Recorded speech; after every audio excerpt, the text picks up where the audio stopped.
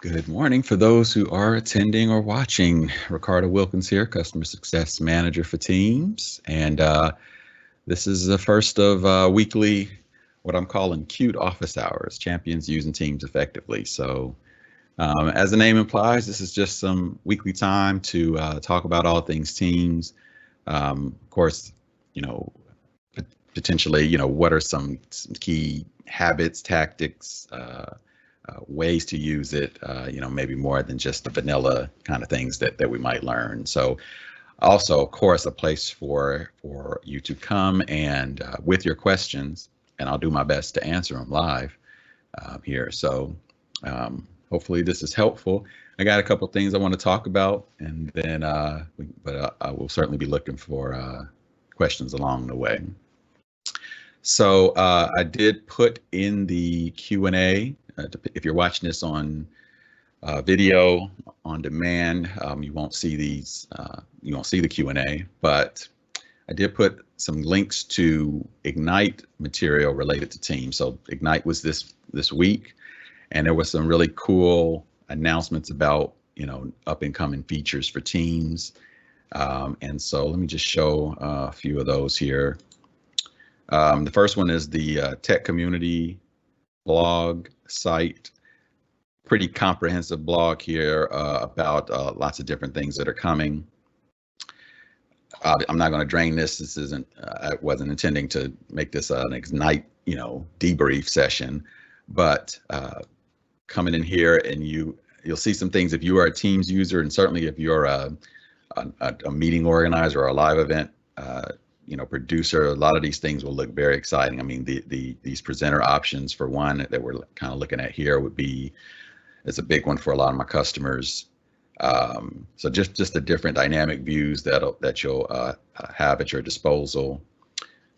So lots of good stuff in here. And so this is the blog area with great screenshots and lots of detail. So this is definitely one to watch. The other one, though, that was great if you missed it, is the actual video from Jared Spataro. Let me put that up here. As marketing videos do, I think it just did a great job of showing the features really live with the with the right kind of digital pieces there. So I'm not here to play it for you today, but check this out. It's got some good stuff in it. All right. So I'm glad that that's available. And then the third one is the Book of News, also a comprehensive place for information. I will point out, if you haven't ever kind of looked at the Book of News before, the table of contents, if you're specifically interested in Teams, you'll want to use this table of contents. I mean, you can just see a ton of stuff is in there, and there is a part specific to Teams, and there's several things just Teams related. But if you're interested in all things Microsoft and really want to know what you missed for Ignite, I mean, it's all here. So, but yeah, several things that are Teams related are in there if you use the table of contents. So I did want to call that out for anybody that likes to geek out on what's coming for Teams. That's good. For my government customers, over the year, you've seen that we do have features that release along with commercial. So it kind of depends. We'll see which of these features hit sooner rather than later. If you've been a government customer for a while, you will also know that we're doing a better job at not being so far behind commercial. So everything you see here, I'm hopeful that government will see that either same time or soon thereafter, but I can't make any promises as usual. All right. Okay. So again, while you're out there, put any questions in the chat as we go along. But I did want to start, one of the reasons why I started up this series is, a lot of customers with the date of Skype for Business Online, the deprecation of that or the sunsetting of that coming up in July. A lot of customers are very actively now, they have their get off Skype, plans in place. Many of them have already switched to Teams only mode and have, really officially kind of cut their use of Skype.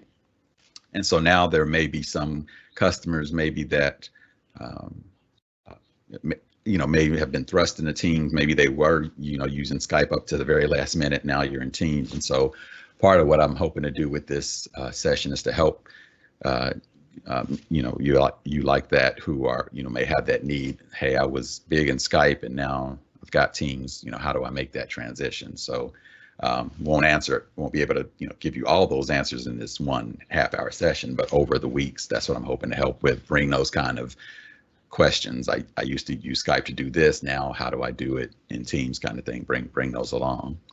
But I thought it might be good to talk about, if you're coming from Teams, from Skype to Teams, maybe that whole chat experience is the one that you'll really maybe live in for the most part. And that's one I thought I could give a few tips in terms of managing that chat area or that chat experience. You can see here in my demo environment, we'll go into the chat area.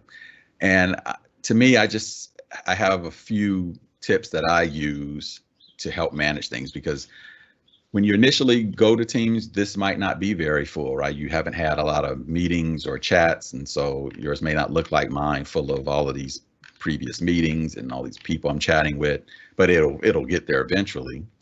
If you were using Skype, there wasn't necessarily this running list always available to you of your most recently done chats, right? A lot of times your chat experience in Skype would be you do it and then it goes away. So having this idea of these chats being here for you to come back to later is different if you were heavy into Skype. But because of that, I'd like to point out a few things about it. So one is, as you can see, this is a running list of recent chats and meeting chats, one-to-one chats, group chats, are listed here, newest to oldest. But if there is a chat that, I feel like I'll hit a lot, or maybe even for me in my flow of the day, it's one that I need to follow up on or anything like that, I pin it, right? And that's hitting the 3 dots and, doing a pinning, right? So that puts it up here. In my, real Teams usage, I have probably 10 chats that are pinned. Some of them are ones that I just frequently come back to. They are a group of people that I talk with often, virtual team members and those kind of things. Some are just things I want to keep in front of my face because I need to follow up on them. So the pinning feature, I think, is really key if you have needs like that. And then, of course, the pop out is key, and really, especially if you're coming from a Skype perspective, you would be used to your chats being different windows, and so you can still have that experience here. So I can have multiple windows going, so we still get that experience. And that I usually call that out because that's not necessarily, you don't really see it till you hover over it, that little pop out chat. You do have it over here on the corner as well, but just in case you miss that. So I like the pop out piece as well. And then also naming chats, which I don't think would have had I don't think there was an analogy to that in the Skype days, but you certainly will have a chat. Let's say here I've got a chat with one person, Nestor. I don't think you can't even rename a one-person chat. Is really for group chats. But you can see here I've got a chat going with Deborah, Diego, Joanna. Now, why didn't I rename this? Well, maybe it was just just an ad hoc conversation. We just need to talk for a second. I don't know if this will be a long-term chat. And it's maybe not. It probably was on a particular subject, but just wasn't a big need. But here you can see, for instance, a chat with looks like Nestor and Joanna. We called it Project X Convo. So clearly we built this chat to talk about something very specific, and probably we got some intent here to talk about it maybe over the long term. It must be important. I've seen to pinned it to the side. So again, this was one worth a naming. And to name something, you'll always have this little pencil here for your group chats, and it's really just about type in the name, and and voila, you'll get it there. And of course, even this one could be edited. I could change its name later as well, which might make sense if maybe me, Nestor, and Joanna work together often. We talked about Project X, but that conversation has run its course. But why maybe why make another chat? Let's just rename this if our conversation has shifted. But the other tip I like to give too is that renaming is not just something cute and convenient to kind of label things. It's also a good way to have chats with the same people on multiple topics like we would do an email. So for instance, let's see if I can make that clear. So Joanna and Nestor here, there's a conversation here. Now let's say I fire up another chat. I want to talk to Nestor and Joanna. Again, you can see when I put Nestor in, it's already kind of assuming I'm about to get my one-on-one conversation with him going. Now I'm going to add Joanna. It's going to bring her in. What you might be clear here, as you can see, Project X, if I click in here, you can see Teams has taken me to my previous conversation with these two people, the Project X conversation, which is fine. It might be what I was intending to do. But in this case, I want to talk with those two same people, but about a different topic. And so with that in mind, I can do that. But that's when this naming of chats really comes into play. So I want to talk to them again. I don't want to fall into the old Project X combo. So let me name it first. Project Y combo. Nestor, Joanna. And you can see here that now it treats it as a separate conversation. Same two people, but once I name it first, it's letting me have a brand new conversation with those folks. To me, this is important for the three of us because, it just segments these things out. It'd be the same as like an email thread. We've got two separate threads going on, even if it's the same people. But it just lets us keep the conversation topics, orderly. This is a new thing that I can pin, and so forth. A new thing I can pop out. Would I ever, pop out both of these with these same two people and, have the conversation? I don't know that I'd ever do this, but yes, I can have a conversation with the same group over multiple topics by naming them first. So that to me is one a tip that's not necessarily right in your face intuitive. Kind of get the feel for that through practice, but thought it might be a good tip for us. Let me see here. Let's check something out. Okay. So yeah, so the naming the chats, the pinning, the pop-outs, or definitely I wanted to talk through that. And then another hack that I like that you might find useful is in the desktop client, these chats don't have, for instance, like let me jump over here for instance. If I jump over here to a conversation in a team, when I click the three dots, I have a copy link, and that gets me a URL that will take me right to this. I don't know how you work.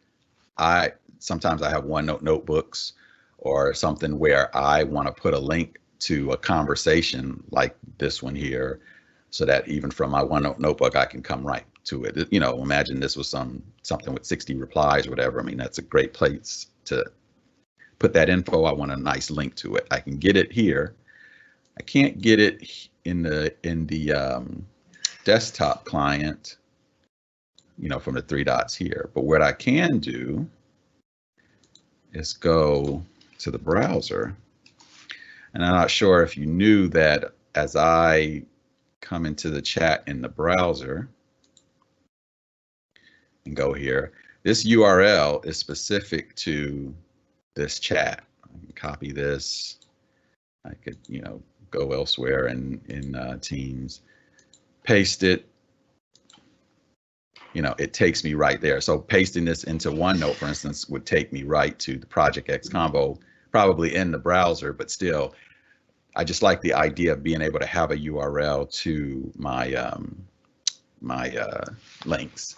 And I don't know, that for some that may be overkill. I like it, especially when you consider in this long list, as this list gets long, eventually some of these things down here are going to just kind of go away.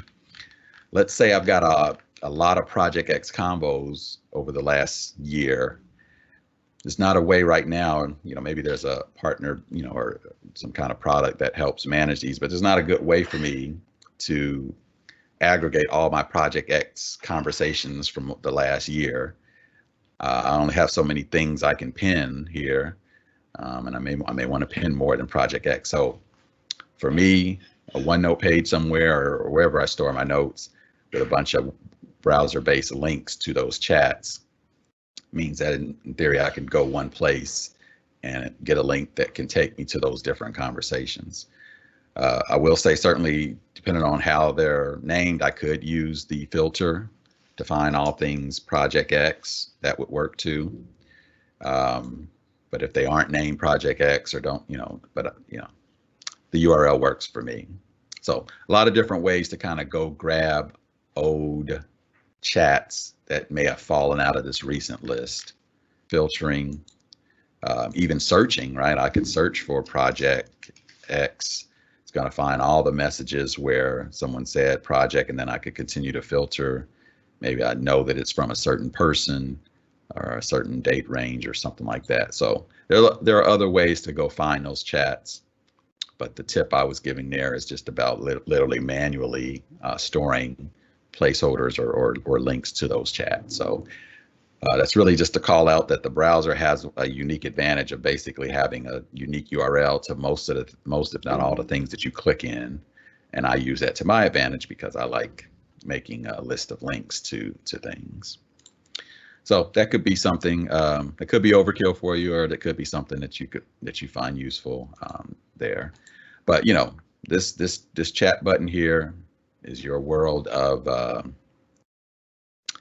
could, for you as a former Skype user, this could be the world you kind of spend a lot of time in. This is where you're now doing your one-to-one chats. And of course, you're one click away from turning those chats into video and audio calls. And I would certainly encourage that. Encourage to check out the value of having a quick chat. I have many of a chat that we both realize typing the text is not getting it done.